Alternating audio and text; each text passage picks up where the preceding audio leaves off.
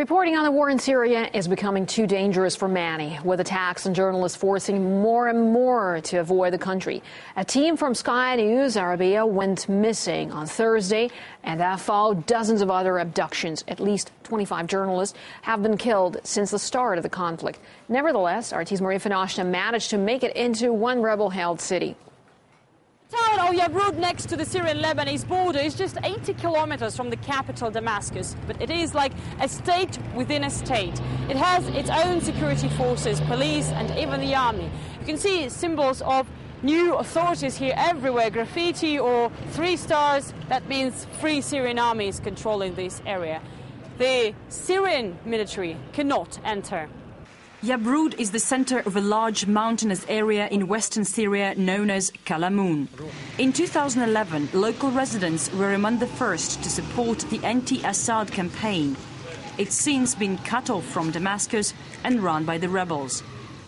I cover my head, as all women here do, because we are told this is an area under Islamic law.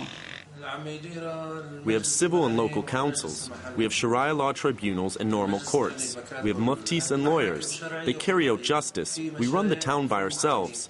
The army can't enter, and even if they try, we are ready to resist and defend our land.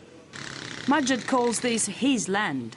But in fact, born in Kuwait and having spent years traveling the Middle East and the Gulf, he only came here months before Syria's protests began. We'll resist to the end. We have a plan and we have forces to make it happen. This is who he's talking about, the self-styled Free Syrian Army.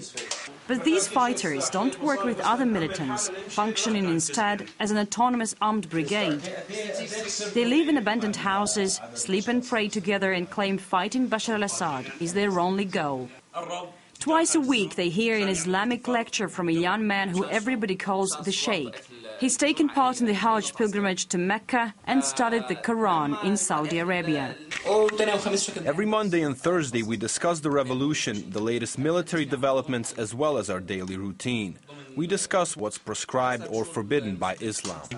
I ask them whether they are Jabhat al-Nusra, an al-Qaeda-affiliated radical Islamic group openly operating in Syria. No. We have no relation with the Nusra. We are FSA. The Nusra is linked to the outside.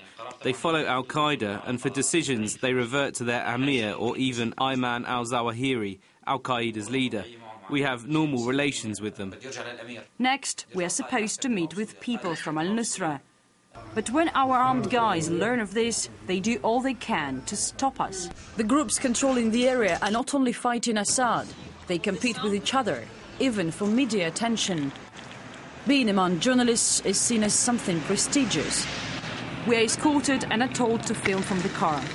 But at one point we are stopped by a group of gunmen, apparently from a hostile brigade.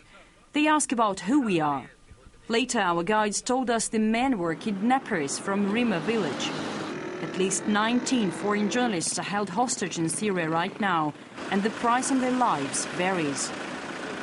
This area, supposedly run by opposition fighters, is in fact in the hands of a large number of separate brigades, armed groups, or just lone rebels with different ideologies. And they all need food and weaponry. And these are locals who pay the bills. We, as Christians, have to pay so-called duty. This is our input into society. We go to church and pay it. Muslims do also. We pay for internal security brigades, for relief, aid and courts. The situation in Ябруд is critical. A shortage of food and everything. We are besieged. Trapped in their own country, where more than 2 years of deadly conflict has only seen factions and goals increasingly diverge.